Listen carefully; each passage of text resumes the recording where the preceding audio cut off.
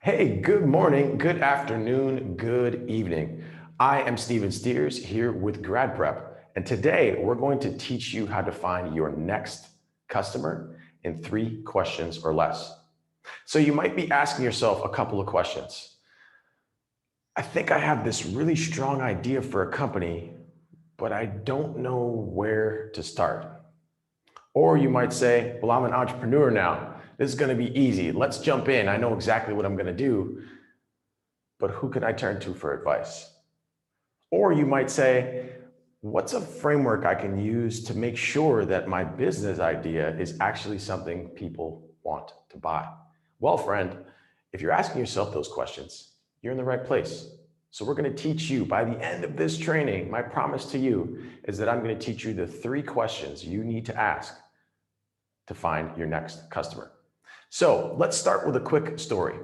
I want you first to imagine that today is one of the most beautiful days weather-wise that has happened in your area in the last 2 or 3 months. It's been raining heavy or snowing heavy in your area.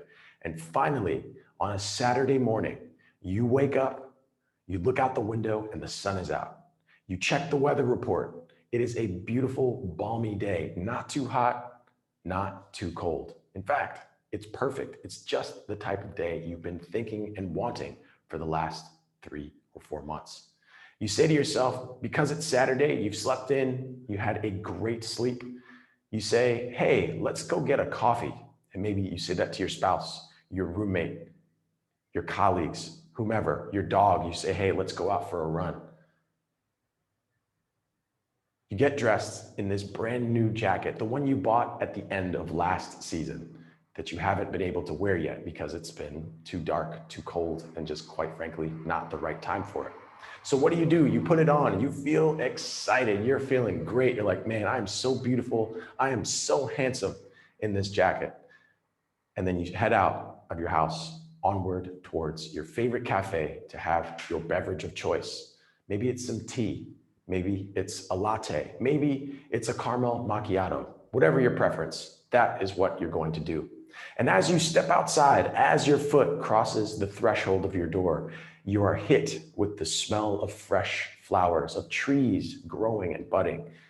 There's dew on the grass from the early morning, and you can feel the optimism in the air. So you walk towards the park. And as you get to the park, not too far, maybe 200 or 300 yards from your cafe, you can see a blind man, a beggar, sat down out front in the large square of the park in your hometown. He has a sign next to him that says, I'm blind. Please help me.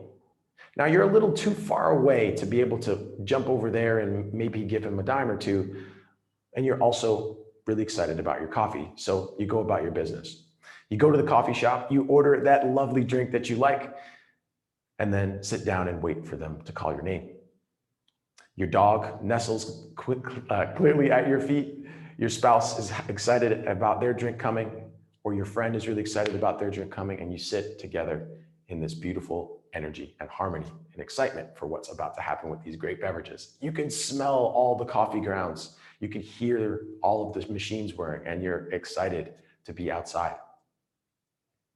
So as you casually look over, waiting for your beverage, you see something kind of strange.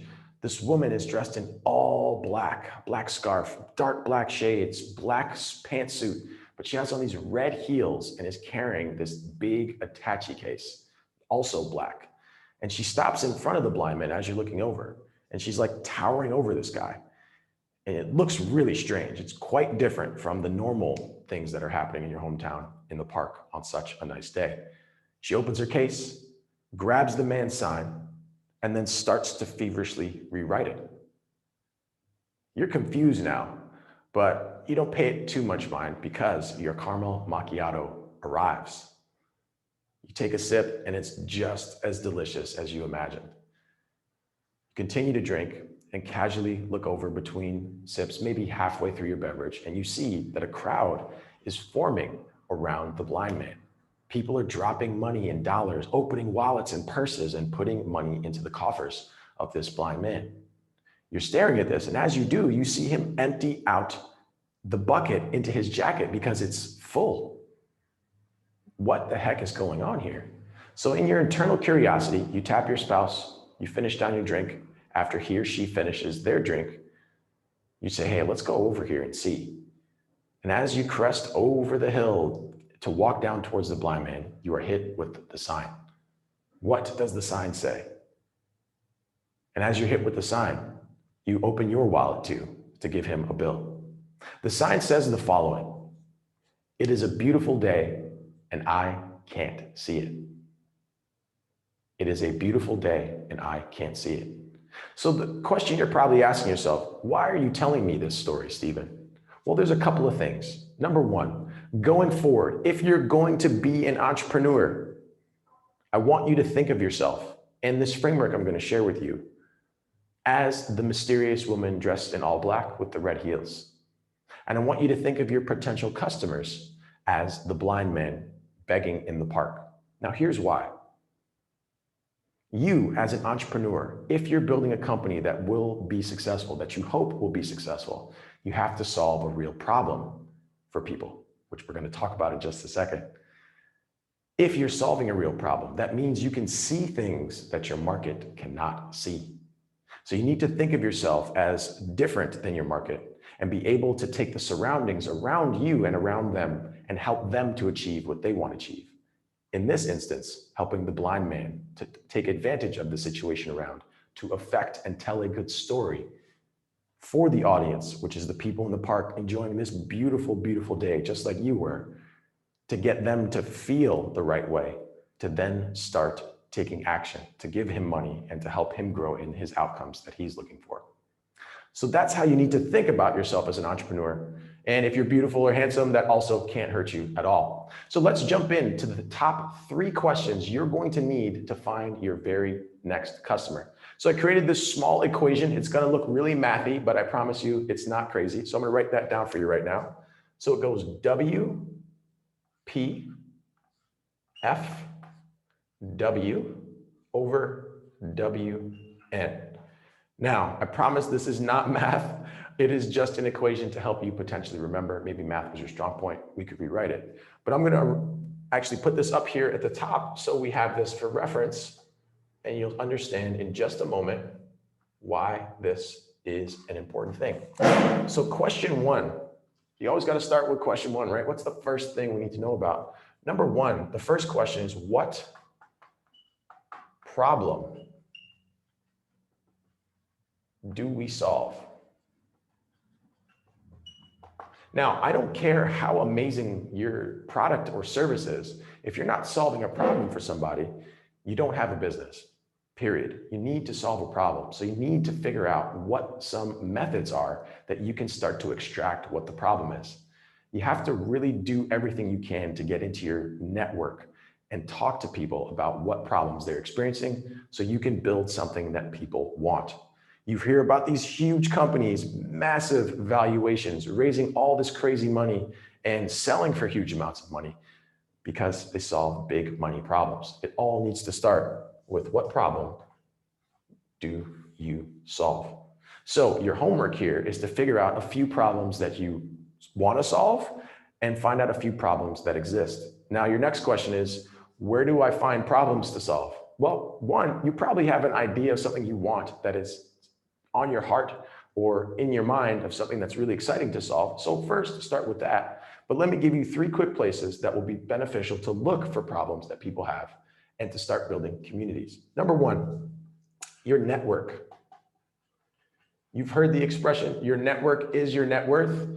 In no place is that truer than entrepreneurship. People who know you, people who love you, people will do business with you. Business is all about knowing, liking, and trusting. That's why your network is so important. So dig into people you know. They'll talk to you, they'll talk honestly, and potentially introduce you to people. Here's another stat that's important here. 84%, 84, that says 84, I promise. 84% of business interactions and sales start with a referral. So the more people you know, the more conversations you start, is the higher chance that you have to actually sell your product. So don't lose that as a thing. Make sure you understand that. So network's number 1. The second, places like Facebook, Meetup, Instagram, There's huge communities in these places of people who experience different problems, and they talk about them all the time. Jump into these conversations, join groups, start conversations with people, do your research. How do people talk about the problems that they have? And that will help you clearly articulate how you can be different from what's already in the market. This is going to be your competitive advantage. The next thing that you need to do is ask yourself question 2. So we know what problem we solve. That's great. Now, for who? For who or for whom do we solve the problem?